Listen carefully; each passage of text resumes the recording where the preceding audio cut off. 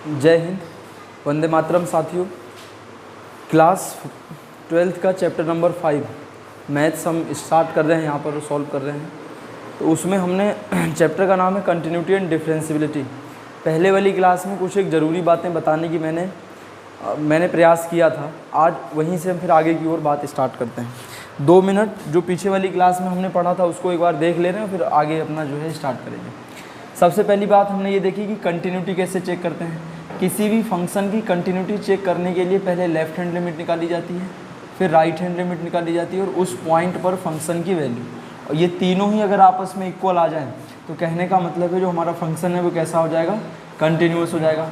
Left hand limit निकालने का तरीका ये था कि limit x tends to a negative f of a, और राइट हैंड लिमिट निकालने का तरीका ये था limit x tends to a positive f of a, और ये रहा फंक्शन की वैल्यू। इतनी बात क्लियर होगी, ठीक। एक पॉइंट हमने और भी सीखा था, नोट डाल के अगर मैं बताऊं थोड़ा सा याद रहा हो, कि लेफ़्ट हैंड लिमिट में अगर हमें h के लिए काम करना होता है तो हम मान लेते हैं x equal to a minus h. जिस पॉइंट पे हम बात कर रहे हैं उससे छोटे सभी पॉइंटों के लिए काम करेंगे। तो अगर अब हमारा क्वेश्चन पूरा h में कन्वर्ट हो जाएगा तो लिमिट भी हमें h में चेंज करनी पड़ेगी। तो जब x a की ओर था, यानी जब x इक्वल टू a था तो h टेंस टू कितना हो जाएगा, 0। h टेंस टू a तो h tends to 0। Right hand limit के लिए हमें क्या काम करना पड़ता था, x equal to a plus h, और हम क्या करते थे कि जब x टेंस टू a, जब x a की ओर बढ़ेगा तो यहाँ a रखो, a से a कैंसिल हो जाएगा तो h टेंस टू कितना हो जाएगा, 0 हो जाएगा। तो हमारा ये अगर हम इस पूरे कॉन्सेप्ट को इसमें उठा करके रख दें कैसा हो जाएगा, लिमिट किस में बदल दी हमने, h में, लिमिट h टेंस टू 0, और ये रहा f। और यहाँ पर अगर पॉइंट a फंक्शन रहेगा ना, यहाँ पर तो f ऑफ x रहेगा, और x की जगह हमने क्या मान लिया है, a माइनस एच। इसी को मैं लिख सकता हूँ लिमिट h टेंस टू 0 और f of a plus h, और equal to f of a। एक तरीका ये भी है, यानी इसको निकाल दो या तो इसको निकाल दो, दोनों ही अगर हमारे पास आ जाएंगे तो हम सीधे सीधे कह सकते हैं कि फंक्शन हमारा कंटिन्यूअस है।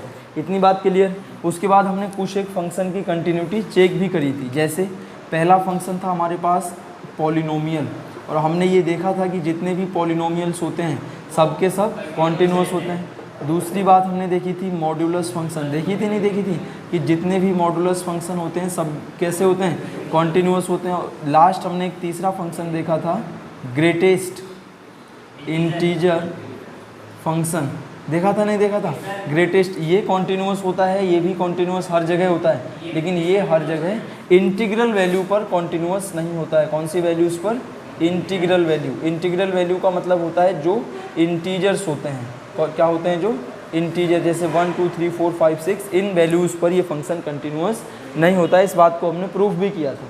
इसकी LHL और RHL आपस में इक्वल नहीं आई थी, तो हमने कहा था ये कॉन्टिन्यूअस नहीं है। यहाँ तक की बात समझ में आई, ठीक है। आगे की ओर हम बात को आगे बढ़ाते हैं, ठीक।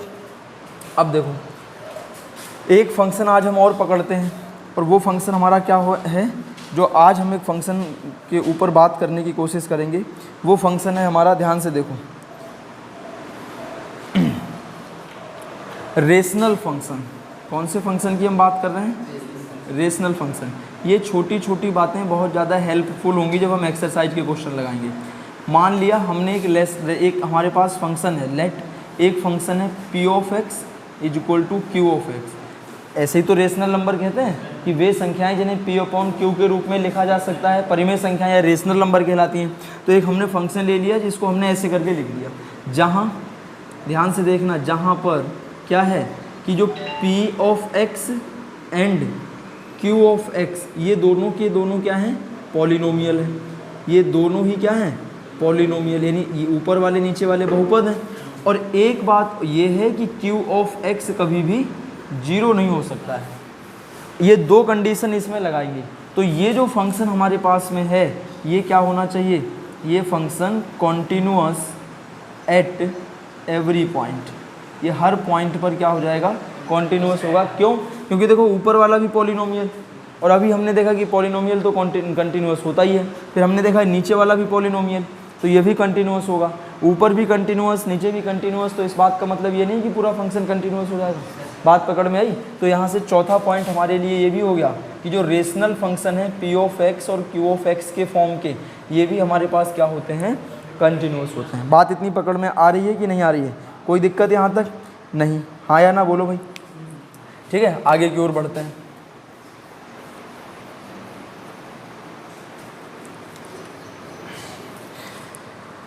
नेक्स्ट बात अगर हम अपनी स्टार्ट करें तो देखो, अब हम कंटिन्यूटी चेक करते हैं किसकी, साइन फंक्शन की। देखना भाई,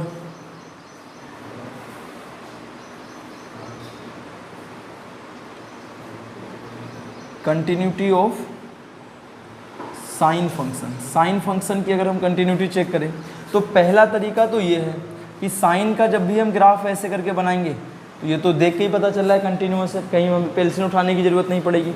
और दूसरा तरीका साइन फंक्शन की कंटिन्यूटी चेक करने का ये भी है कि हम ऐसे भी चेक कर सकते हैं। कैसे, देखो ध्यान से, फंक्शन हमारे पास क्या है, f of x is equal to sine x, यही तो फंक्शन है। इसकी हमें कंटिन्यूटी चेक करनी है और कंटिन्यूटी किसी पॉइंट पर ही तो चेक करी जाती है। उस पॉइंट पर फंक्शन की वैल्यू और उस पॉइंट पर लिमिट दोनों इक्वल आ जाएं तो इस बात का मतलब क्या है, फंक्शन कंटिन्यूअस है। तो हमें एक पॉइंट मानना पड़ेगा। कौन सा हम पॉइंट मान लें, कोई भी मान लें, at x is equal to c. C point पर मैं अपना काम करना शुरू करूँगा। अब देखो कैसे करेंगे, इस सी पॉइंट पर मुझे क्या निकालनी पड़ेगी, लिमिट निकालनी पड़ेगी। निकालनी पड़ेगी नहीं निकालनी पड़ेगी, लिमिट एक्स टेंस टू सी, और फंक्शन का काम हमारा कौन करेगा, साइन एक्स करेगा। यहाँ तक कोई दिक्कत वाली बात नहीं ना। ठीक, आगे की ओर हम बढ़ते हैं।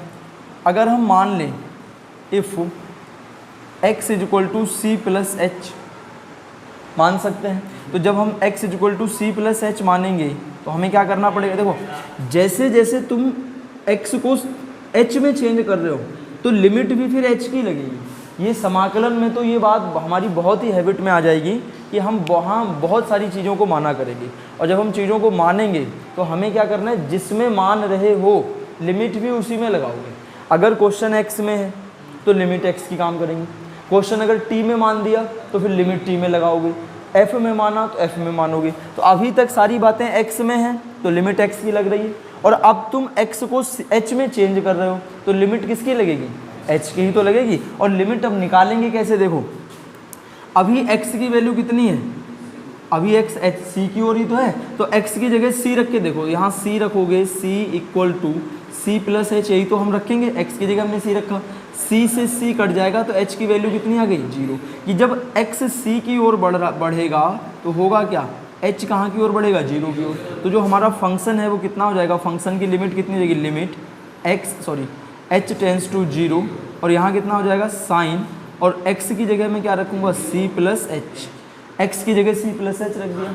अब इसे सॉल्व करो तो ये रहेगा हमारे पास में limit h tends to 0, sine a plus b का फॉर्मूला लग जाएगा, और साइन a प्लस बी का फॉर्मूला होता है साइन a कॉस b और प्लस कॉस a और साइन b। बात इतनी क्लियर हो रही है। ठीक, अब जहाँ जहाँ अब h कहाँ की ओर बढ़ रहा है, 0 की ओर, जहाँ जहाँ h है वहाँ 0 रख दो। तो जहाँ जहाँ h है जब मैं वहाँ 0 रखूँगा, सॉरी क्या हो जाएगा, देखो ध्यान से, यहाँ तो बचेगा sine c cos 0 plus cos c और साइन 0। साइन 0 की वैल्यू 0 और 0 इससे मल्टीप्लाई करेगा, ये तो क्लियर हो जाएगा, कोई लेना देना नहीं। कॉस 0 की वैल्यू 1, तो हमारे पास यहाँ ओवरऑल क्या बचने वाला है, साइन c। कहने का मतलब ये है कि limit x tends to c f of x, इस पॉइंट पर इस फंक्शन की लिमिट कितनी निकल कर गई थी, एक काम हो गया। कंटिन्यूटी चेक करने के लिए काम करने पड़ते हैं दो, एक तो उस पॉइंट पर फंक्शन की लिमिट और उसी पॉइंट पर फंक्शन की वैल्यू। कैसे निकालेंगे कि f of x is equal to हमारे पास है साइन x, तो मुझे at x is equal to c पर फंक्शन की वैल्यू निकालनी है, तो f ऑफ c की वैल्यू कितनी आनी है, साइन c। दोनों आपस में बराबर आ गए, तो हम लास्ट में क्या लिखेंगे, since limit x tends to c f of x is equal to इस पॉइंट पर फंक्शन की लिमिट और इसी पॉइंट पर फंक्शन की वैल्यू कितनी आई है, साइन c, और ये आपस में कैसे हैं, बराबर। तो हम क्या कह सकते हैं कि hence sine c is a continuous function, या जो हम चेक कर रहे थे ना कंटिन्यूटी ऑफ साइन फंक्शन, तो ये कैसा फंक्शन है, एक कंटिन्यूअस फंक्शन है। ग्राफ से भी पता चल रहा है और हमने प्रूफ भी करके देख लिया। बात पकड़ में आई। तो बस इतनी पूरी एक्सरसाइज में सिर्फ इसी बात के ऊपर हमें ध्यान लगाना है, किस बात के ऊपर, पहली बात तो ये कि उस पॉइंट पर फंक्शन की वैल्यू लेफ्ट हैंड लिमिट और राइट हैंड लिमिट अगर ये आपस में बराबर हैं तो फंक्शन कंटिन्यूअस है। या दूसरे तरीके से ऐसे कह लो कि अगर फंक्शन कंटिन्यूअस है तो left hand limit, right hand limit और पॉइंट पर फंक्शन की वैल्यू आपस में बराबर होगी ही होगी। समझ रहे हो? चाहे आगे से चलो चाहे पीछे से चलो, बात क्लियर होने वाली है। ठीक है, इसे देख लो फटाफट। देखो भाई मैं क्या कहना चाह रहा हूँ, एक लास्ट पॉइंट और उसके बाद फिर हम बढ़ेंगे अपनी एक्सरसाइज के ऊपर। मैं कहना चाह रहा हूँ continuity of composite functions. Composite function की हमें कंटिन्यूटी चेक करनी है। कंपोजिट फंक्शन क्या होता है?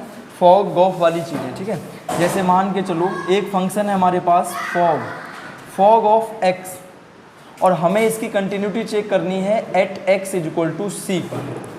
तो क्या किस तरीके से इसकी कंटिन्यूटी चेक करते हैं? देखो, इसको मैं ऐसे तो लिख सकता हूँ कि g ऑफ एक्स लिख सकता हूँ। अब ध्यान से देखना, इफ g ऑफ एक्स कोई फंक्शन ही तो होगा। अगर g ऑफ एक्स क्या है? कंटिन्यूअस है। If g of x is continuous at x equal to c. बात क्लियर हो गई? तो अगर ये इस पर कंटिन्यूअस है तो इस पॉइंट पर फंक्शन की कोई ना कोई वैल्यू निकलेगी। तो हम क्या कहेंगे, अगर ये इस पर कंटिन्यूअस है तो g ऑफ x की वैल्यू कुछ ना, या ऐसे कर लो कि if g of x is continuous, इस पॉइंट पर फंक्शन कंटिन्यूअस है, तो हम कहेंगे then and f of x, अब जो बाहर वाला फंक्शन है ये कंटिन्यूअस होना चाहिए किस पर? Continuous at g of c पर। इसी पॉइंट को समझना है।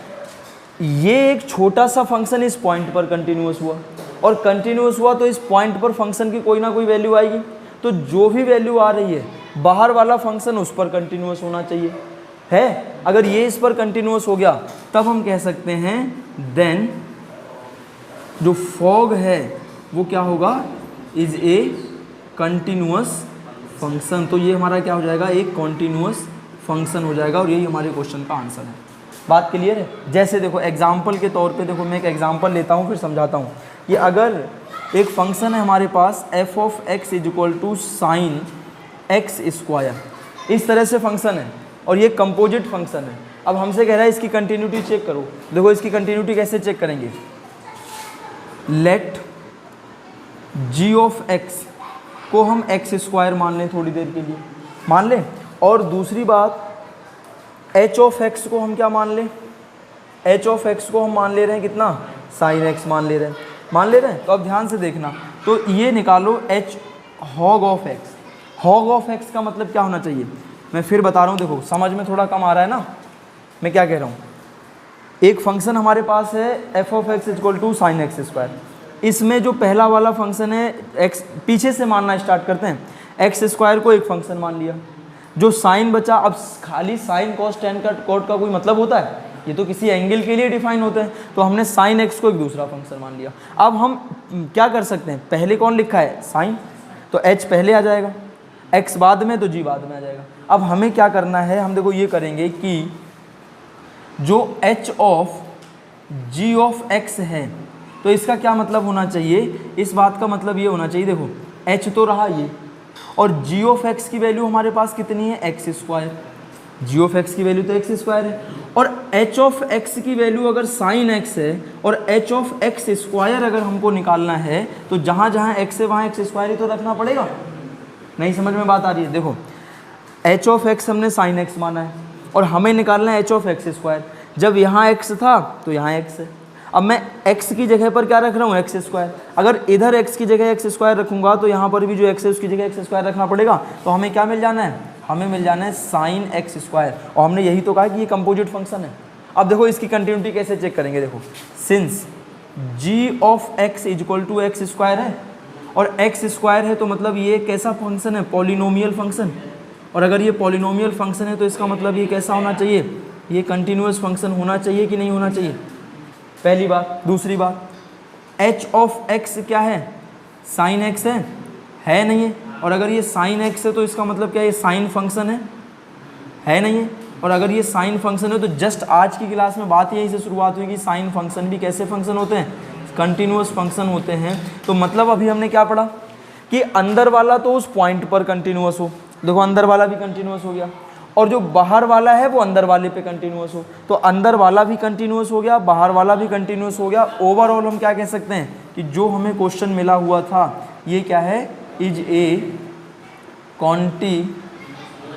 कंटिन्यूअस फंक्शन, होगा कि नहीं होगा, ये हमारा हो जाएगा किसका कौन से मेथड से, कंपोजिट फंक्शन के मेथड से पूरा क्वेश्चन सॉल्व हो गया। नहीं तो फिर इसमें लिमिट लगानी पड़ती, काम वही है, वो तो बेसिक तरीका जो है वो है ही है, लेकिन कंपोजिट फंक्शन के लिए हम ऐसे शॉर्टकट में भी करके निकल सकते हैं। ठीक है, ये अगर पेपर में बोर्ड एग्जाम में 4 नंबर का क्वेश्चन आए फिर तो ऐसे नहीं करना पड़ेगा, फिर तो उसी मेथड से जाना पड़ेगा जिससे हम करते हुए आए हैं। लेकिन अगर बाई चांस एक आध नंबर का सवाल फंसता है या कहीं कंपटीशन वगैरह में इस तरीके का सवाल फंसता है तो हम तुरंत फटाफट आइडिया लगा के निकल सकते हैं कि पॉलिनोमियल है तो कॉन्टिन्यूअस, साइन है तो कॉन्टिन्यूअस, दोनों कॉन्टिन्यूअस तो ओवरऑल कॉन्टिन्यूअस हो गया। बात पकड़ में आ रही है, कंपोजिट फंक्शन का भी हमारा हो गया क्लियर। अब जो है एक्सरसाइज की हम बात स्टार्ट करेंगे, एक बार इसे देख लो, कहीं अगर कहीं कोई दिक्कत आती है तो फिर पूछ सकते हो। ठीक है भाई, अब बात नहीं, अब हम स्टार्ट करते हैं अपनी एक्सरसाइज। और कौन सी एक्सरसाइज स्टार्ट होगी, 5.1। ठीक है,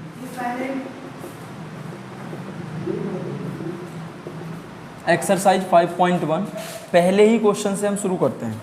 ठीक है, कुछ समझ में आएगा, धीरे धीरे बातें। किताब दिखाओ। पहला क्वेश्चन, सिद्ध कीजिए कि फंक्शन, ठीक है बहुत आसान क्वेश्चन है। देखो पहला क्या कह रहा है, एक हमें फंक्शन दिया हुआ है f of x equal to 5x minus 3, और क्या कह रहा है x बराबर 0 माइनस 3 पॉइंट है, उन पर हमें क्या करनी है, इसकी कंटिन्यूटी चेक करनी है। तो जब हमें इसकी कंटिन्यूटी चेक करनी है तो 1-2 पॉइंट पर मैं बता दे रहा हूँ, बाकी खुद कर लोगे। सबसे पहले एट x इक्वल टू 0 पर चेक करते हैं। तो जिस पॉइंट पर कंटिन्यूटी चेक करते हैं क्या करना होता है, सबसे पहले उसी पॉइंट पर तो लिमिट निकालनी पड़ती है, x टेंस टू 0, और कौन सा फंक्शन है, f ऑफ x। तो हमें क्या करना पड़ेगा, limit x tends to 0, function क्या दिया हुआ है, फंक्शन है 5x माइनस 3। तो जहाँ जहाँ x है वहाँ 0 रखूँ, तो 5 मल्टीप्लाइड 0 माइनस 3 की वैल्यू माइनस 3 आ गई। यानी इस पॉइंट पर फंक्शन की लिमिट तो ये आ गई, और इसी पॉइंट पर हमें क्या करना है, फंक्शन की वैल्यू निकालनी है। फंक्शन तो हमारे पास कितना है, 5x माइनस 3, और मुझे क्या निकाल देना है, f ऑफ 0। तो 5 गुणा 0 माइनस 3 कहने का मतलब माइनस 3। तो हम क्या लिखेंगे, चूँकि limit x tends to 0 f of x, और दूसरी बात f ऑफ 0, और इनकी दोनों की वैल्यू कितनी है, माइनस 3। तो हम क्या कहेंगे, at x is equal to 0 function is क्या, कॉन्टिन्यूअस। फंक्शन हमारा सतत है, फंक्शन सतत है। तो कंटिन्यूअस बोल दो, कोई दिक्कत वाली ऐसी बात नहीं है, अगर हिंदी नहीं समझ आ रही है ज़्यादा तो x is equal to 0 function is continuous. क्या इसी तरह दोनों पॉइंट पे काम हो जाएगा, करो अभी करके दिखाओ तो एक बार। चलो सुनो भाई, क्वेश्चन नंबर फर्स्ट का पहला पार्ट ये रहा, दूसरा पार्ट ये रहा, तीसरा पार्ट खुद कर लेना, और इसी सेम तरीके से क्वेश्चन नंबर सेकेंड भी हो जाएगा। अब हम बात करते हैं क्वेश्चन नंबर थर्ड पर। ठीक है, और क्वेश्चन नंबर थर्ड भी ऐसे ही हो जाएगा, ज़्यादा कोई यहाँ बड़ी बात नहीं है। ध्यान से देखो, क्वेश्चन नंबर थर्ड में 4 पार्ट दिए हुए हैं ना, एक एक करके बात करते हैं। पहला पार्ट क्या है, फंक्शन है f of x equal to x minus 5, और क्या कहना चाह रहे हैं, क्वेश्चन नंबर 3 ये कह रहा है निम्नलिखित फलनों के सातत्य की जांच कीजिए, कंटिन्यूटी चेक करनी है। तो अगर f of x equal to x minus 5 है तो बताओ ये कंटिन्यूअस फंक्शन है या नहीं है, क्यों है तो क्यों, नहीं तो क्यों। मैंने कहा ना, जो बेसिक बातें बता दी हैं वो बहुत काम आने वाली हैं। सीधे सीधे इस क्वेश्चन का एक लाइन में आंसर लिख सकते हो, क्या, since f of x is polynomial. Polynomial है नहीं, बहुपद है नहीं है, अगर ये पॉलिनोमियल है तो इसलिए f of x is a कैसा फंक्शन है, कॉन्टिन्यूअस फंक्शन है, at x belongs to r। सारे के सारे रियल नंबर पर कंटिन्यूअस होगा, कोई भी ऐसा नंबर पॉइंट निकाल ही नहीं सकते जहाँ पर इस फंक्शन का मैं ग्राफ बनाऊँ और मुझे पेंसिल उठानी पड़ जाए। कितना ही बड़ा इसका ग्राफ बनेगा, कहीं तक ले जाओगे, किसी पॉइंट तक की बात करोगे तो हमेशा ये कंटिन्यूटी शो करेगा। क्यों शो करेगा? क्योंकि उसके पीछे का रीजन है क्या, ये पॉलिनोमियल फंक्शन, और पॉलिनोमियल फंक्शन हर जगह कंटिन्यूस होते हैं। बात पकड़ में आ गई? आगे की बात हम करते हैं। दूसरा क्या कहना चाह रहे हैं? F of x is equal to 1/x-5। और देखो साथ में एक बात दी होगी कि x not equal to -5, x is not equal to 5, कि x जो है 5 नहीं हो सकता। क्यों? अगर यहाँ 5 रखोगे तो 5 - 5 0, और 1/0 का मतलब होता है नॉट डिफाइंड, इनडिटर्मिनेंट फॉर्म बन गई। और ऐसी फॉर्म की हम कोई बात ही नहीं कर सकते कि क्या होने वाला है। तो सीधी सी बात है, x इज इक्वल टू 5 को छोड़ करके यहाँ कोई भी नंबर रखोगे उसके लिए फंक्शन डिफाइन होगा या नहीं होगा? होगा नहीं होगा, कोई ना कोई तो वैल्यू देगा, नॉट डिफाइन नहीं देगा। नॉट डिफाइन सिर्फ इसी पर देगा। तो हम क्या लिख सकते हैं? हम सीधे सीधे अपना आंसर लिख सकते हैं कि f of x is continuous. ये कैसा फंक्शन है? कंटिन्यूअस है at x belongs to r, सभी पॉइंट पर, लेकिन 5 पर नहीं है। कि हर एक रियल नंबर पर ये कंटिन्यूटी शो करेगा, लेकिन उस जितने भी रियल नंबर हैं उनमें से सिर्फ 5 को हटा दो, बाकी जितने पॉइंट बचते हैं उसको। ये लिखने का तरीका समझ में आ रहा है? इस तरीके से हम काम करेंगे। थर्ड पॉइंट देखो क्या कहना चाह रहा है। थर्ड पॉइंट में हमसे कह रहा है कि f of x is equal to x² - 25 upon x - 5, और साथ में कुछ दे रखा होगा, x + 5 है, और साथ में हमें एक बात कह रहा है कि x is not equal to -5, कि इस फंक्शन की कंटिन्यूटी के बारे में बताओ क्या होना चाहिए। तो सिंपल सी बात है, देखो अगर हम इस फंक्शन की कंटिन्यूटी चेक करेंगे तो ध्यान से थोड़ा समझना, देखो कुछ ना कुछ हमें सीखने को मिलेगा। पहली बात तो ये है कि बहुपद तो है, लेकिन जैसे ही मैं x की जगह -5 रखूँगा तो अपॉन में 0 बन जाएगा, और अपॉन में 0 बनने का मतलब नॉट डिफाइन हो गया फंक्शन। तो -5 पर तो ये कंटिन्यूटी शो करेगा नहीं। बाकी और पॉइंट्स की अगर हम बात करते हैं, देखो कैसे करेंगे, ध्यान से समझना। Since f of x is equal to x² - 25 upon x + 5, यही तो फंक्शन है।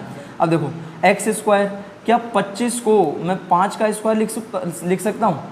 a² - b² बना, और इसको मैं ऐसे तो लिख सकता हूँ, एक कोष्टक में a + b, एक में a - b अपॉन इस तरीके से।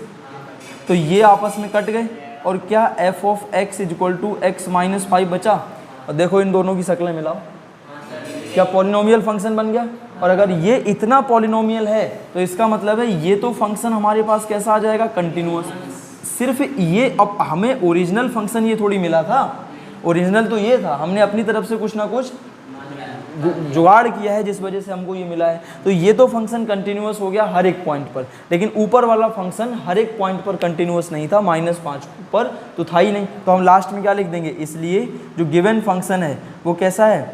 F of x is continuous, की जो फंक्शन है वो कंटिन्यूअस है। कहाँ पर?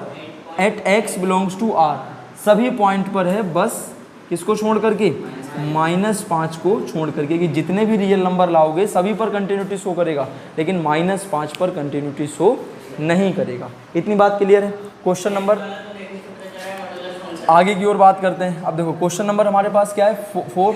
अब 4 में क्या कह रहा है? F of x is equal to x - 5, यही दिया होगा। अब एक लाइन में इस क्वेश्चन का आंसर हो सकता है कि ये मॉडुलस फंक्शन है तो ये हर पॉइंट पर कंटिन्यूस होगा नहीं होगा। लेकिन फिर भी अगर हमें इस क्वेश्चन को तोड़ करके इसका काम करना पड़ेगा तो कर सकते हैं, नहीं कर सकते?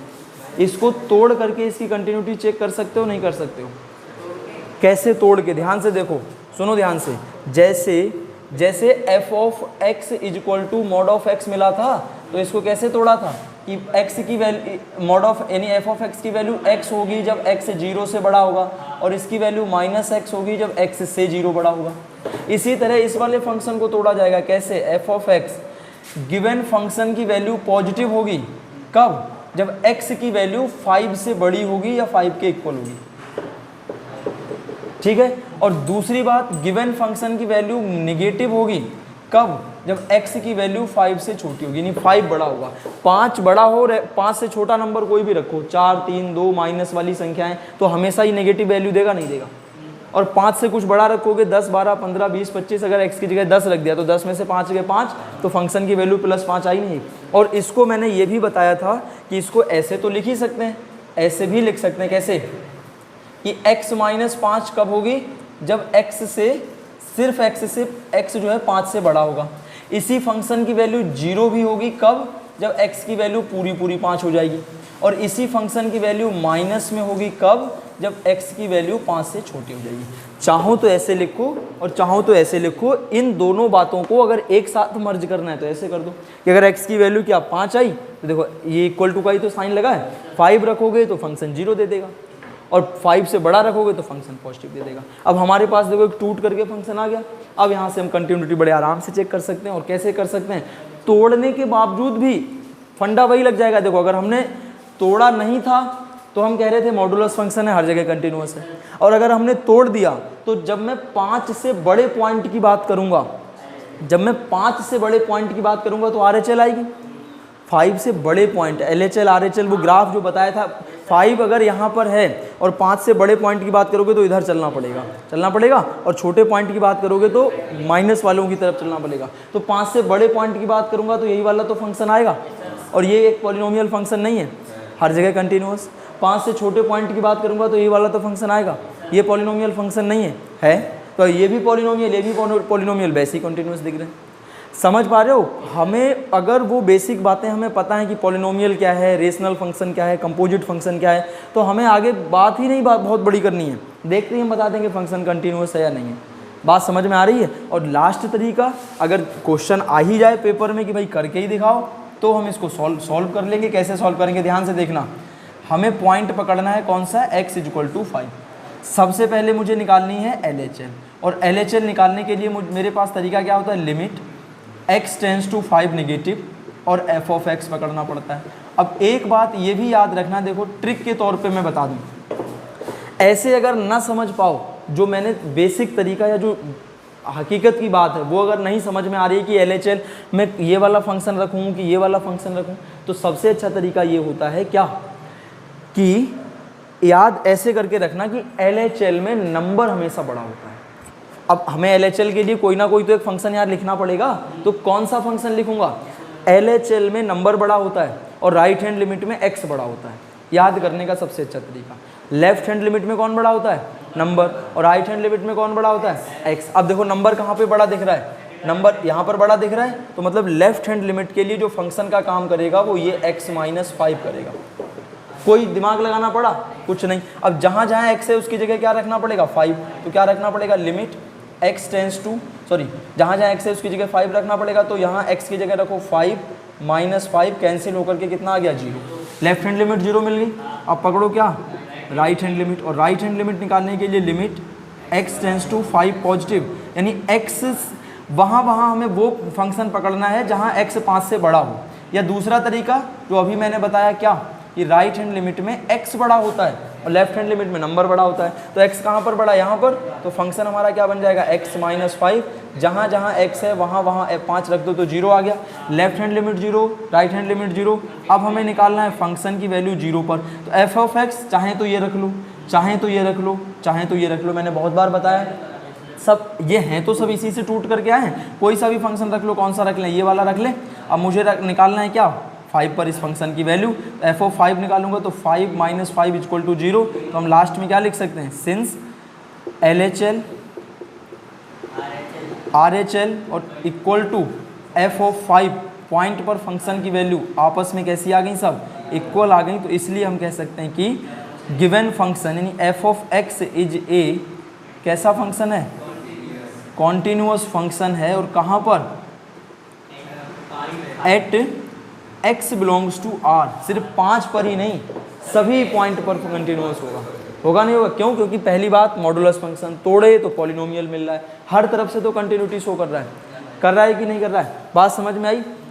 लगे हाँ तो क्वेश्चन नंबर 4 भी देख ले रहे हैं एक बार।